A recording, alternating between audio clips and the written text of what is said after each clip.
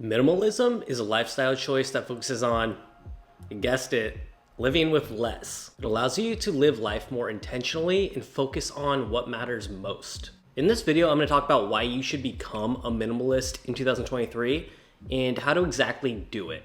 Now, if you're new to this concept, you might be asking yourself, like, why do I want to become a minimalist? I like having nice things. Doesn't sound like the American dream to me. By removing all this clutter, you can become a lot more organized, you can free up a lot of time that you didn't otherwise have, and you can just learn to appreciate life in a whole new way. It could also help you become more mindful of what exactly you buy and all the stuff you decide to keep. At the end of the day, it's all about just living with things that you actually need and getting rid of all the stuff that you do not.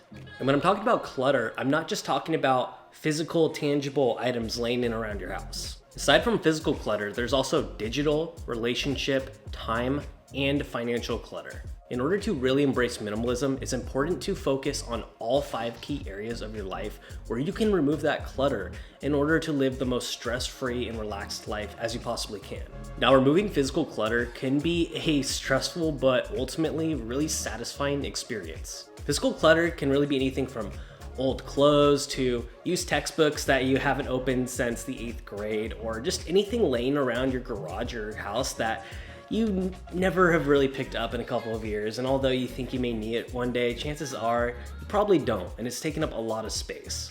No matter what these items are, this can not only take up a lot of space around your house, but it can also take up a lot of space in your head as well, leaving you stressed and leaving you to not be able to focus on things because you just have so much stuff laying around that it's just getting in the way of focusing on the actual tasks that you need to do each and every day. So in order to get rid of this physical clutter so you can create a more organized and stress-free environment, there's a number of things you can do.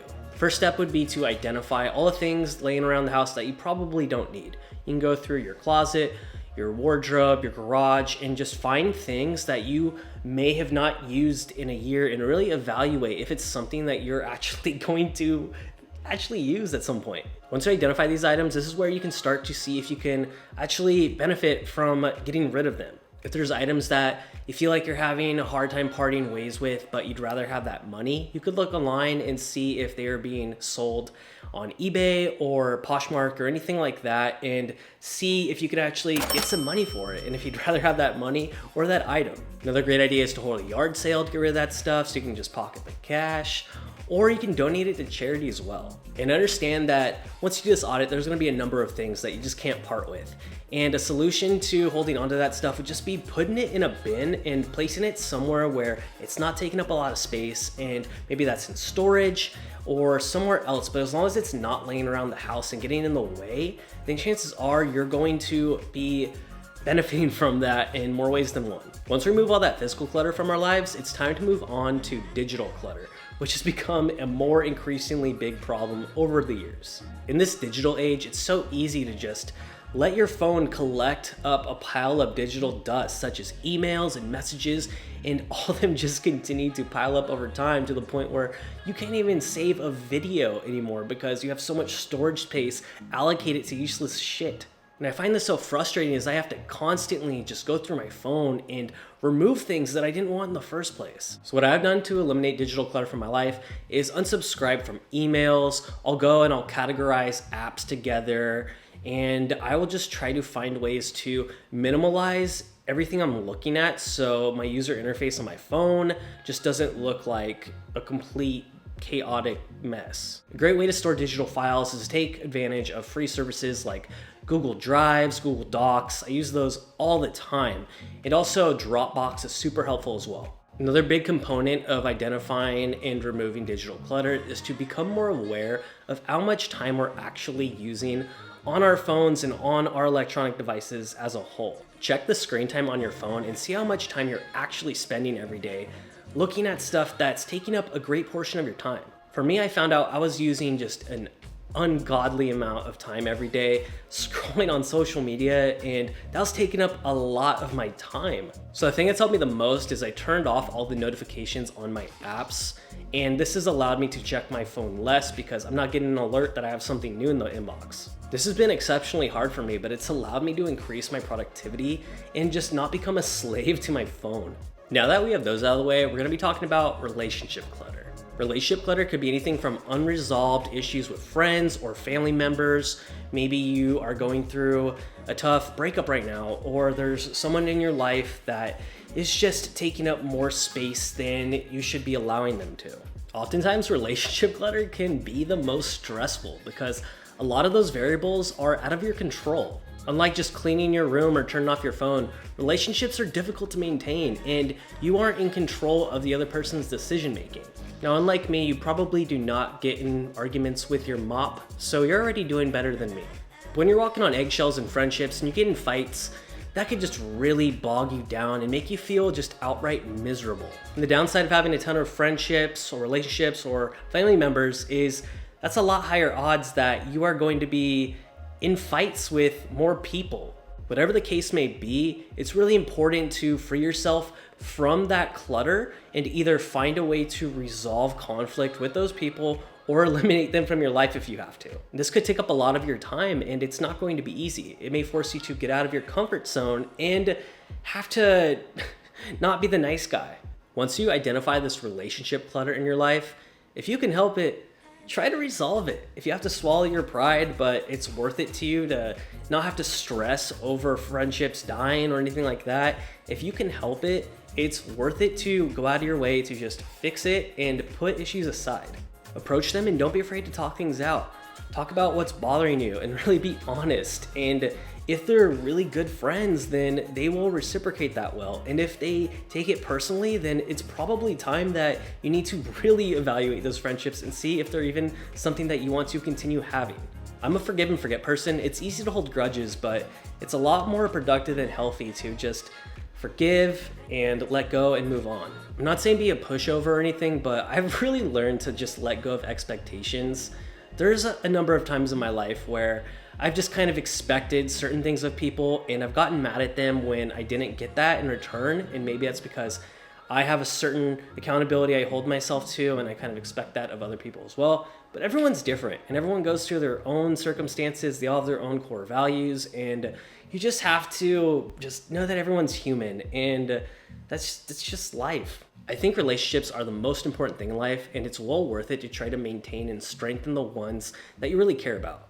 The next one is time clutter, and this can be a major problem for many of us because we're always trying to find time to do everything and oftentimes we can't. Trying to find enough time in the day is nearly impossible, I feel like.